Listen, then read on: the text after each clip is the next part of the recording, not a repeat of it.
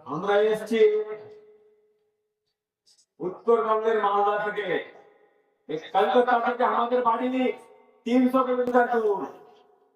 এই মালদা মুর্শিদাবাদে কি সমস্যা আছে যেগুলো কলকাতার মানুষ দেখতে পায় না। আমাদের সমস্যার কথা এখানকার দেশে 14 তলায় দেশে মালদা মুর্শিদাবাদের মানুষের দুঃখ দুর্দশা দেখতে পায় না। এরা কানা মানুষ,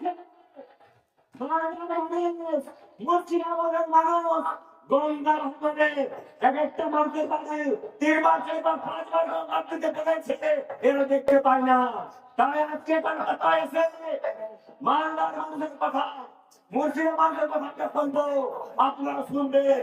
আর এই কল্যাণের কথা কিন্তু মালদার মানুষ কেন ভিন রাতে কাজে গেয়া পেটে গাড়ি কাজে গেয়া কেন লাভ হয়ে ভাগা আসবে, এর প্রতিকার আমরা চাইছি।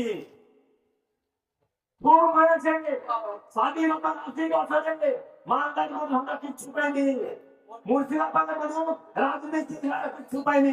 আমরা কি রাজনীতি হওয়ার জন্য মালদার মুর্শিদাবাদ গেছি? কি আমরা মালদা মুর্শিদাবাদ রাজনীতি হওয়ার জন্য গেছি? সাংবিধানিক যে অধিকার কই আমরা পাই না পারছিলাম, সেটা আমাদের কেন দেওয়া হয় না?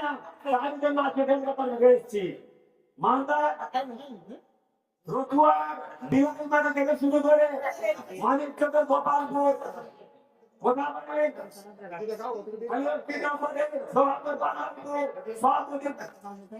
চলে গেছে, মুর্শিদাবাদের ফারাক্কা চলে গেছে, মন্দির মসজিদ কৃষি জমি সব নদীর মধ্যে চলে গেছে। আমাদের মালদা মুর্শিদাবাদের মানুষেরা বাড়ি ঘর হারা গেছে, জমি জামা হারা গেছে, কাজে গেছে।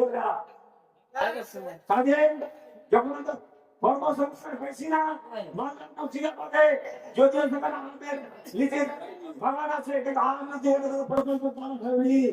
আমাদের পেটের জন্য দিল্লি বদলে রাজস্থান হতে না কাজে যখন যে আমরা লাশের ঘরে ফিরি। বাংলা ভাষার কথা কই বলে আমাদেরকে বাংলাদেশ সংগ্রহ করা উড়িষ্যার কথা হচ্ছে। আমাদের মুর্শিদাবাদ সভাপতি করেছে যে সোহেল দাদা লাশের ঘরে আসছে। আমার কাছে অনেক বড় লিস্ট আছে, যেটা বললাম শুনলে আপনারা অবাক হয়ে যাবেন। আপনাদের আমাদের কথা গেছে বাংলা মুর্শিদাবাদে এই ভিন রাতের কাছে যে আমি কিছুটা নমুনা আপনার সামনে করছি, শুনেন আপনারা।